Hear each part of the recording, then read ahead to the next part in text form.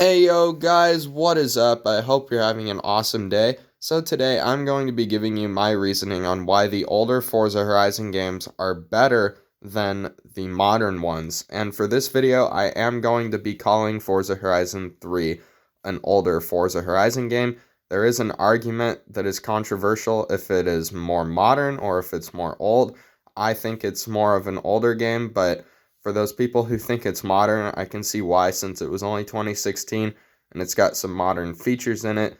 But for the purpose of this video, it's going to be older, and that's just what I think. So yeah, let's go ahead and get started. Alright, so my first reason I'm going to turn mainly to Forza Horizon 3 for this is that the races felt longer. Now, the race that I'm showing, this isn't really an example of it. I just wanted some kind of context to show for it. But anyway, the older games felt like the races lasted much longer. They felt more like a challenge, you know. Veterans of the Forza Horizon series realized that the challenge has kind of faded away over the years, especially in 4 and 5. Like, there's no actual challenge or sense of challenge in the new modern games, and there were in the older ones. Alright, so next I want to talk about the road trips. Now, this one is obviously only from Forza Horizon 2. The road trips were so much fun in Forza Horizon 2. I don't care if you're doing it in a solo mode. It feels freaking awesome to just be driving to your next location with no pressure, but you still have to get there within a certain amount of time to get a reward. You can cruise along or you can blast right through it like I always do for some reason, but I just love the road trips. Everyone misses them now that they're gone because they were really special, and it felt like you were actually going on an adventure, even though you've already been to these places. It just felt different each time. I really miss this feature. Alright, so the next thing I want to talk about is scenery. Oh my god, this is really big in the older Forza games compared to now. The sunsets, untouched in the older games, specifically Horizon 3. They are perfect. Horizon 2s are wonderful, and so are 1s. But 4 and 5, you're lucky if you get a nice one. Maybe once in a while you'll get a treat and it really looks freaking cool. But these are just so consistent, and the scenery is just beautiful with the sunsets. Oh my god, it's perfect. Alright, the next thing I want to talk about is how simple clubs used to be back in the day of Forza Horizon 2 and 3. I don't think this applies to 1, but anyway, the clubs were simpler back then. You could just join a club within the game, and now you have to join through the Xbox clubs, and they're very confusing, and they're so complex that it's hard to know where to go. Alright, so the next thing I want to talk about is the summer setting that used to be in the Forza Horizon games. This is obvious. People really miss this. When they've implemented the seasons, they have done a poor job at executing it, and it's just not for Forza.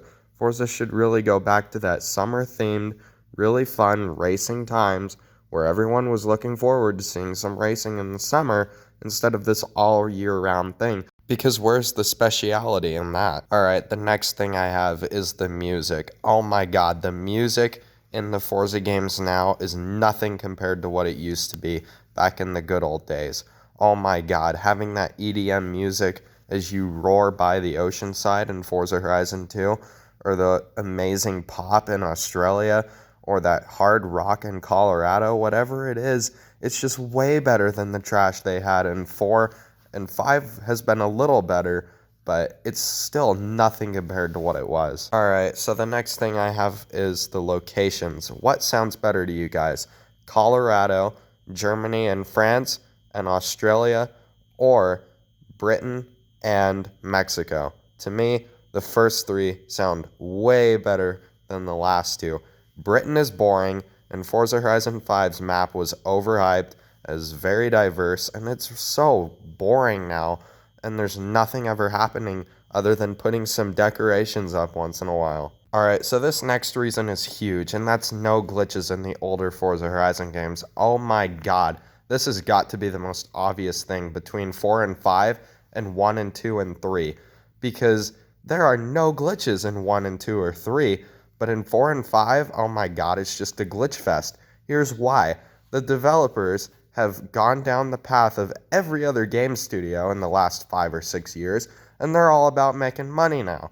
So what do? They don't care about game glitches, bugs, they don't try to fix it, They say they'll fix it, but they make it worse or just leave it and don't care. This is why gaming has gone down the path of a turn for the worst, and I believe the system will fall eventually. But here's the thing. Horizon 1, 2, and 3 don't do that. They were still developed by passionate developers. And what did they do? They gave us masterpieces of games. Look at 4 and 5, compare them to 1 and 2. You'll know exactly what I'm talking about. Diversity in the maps is something yet to be shown in the modern Forza games.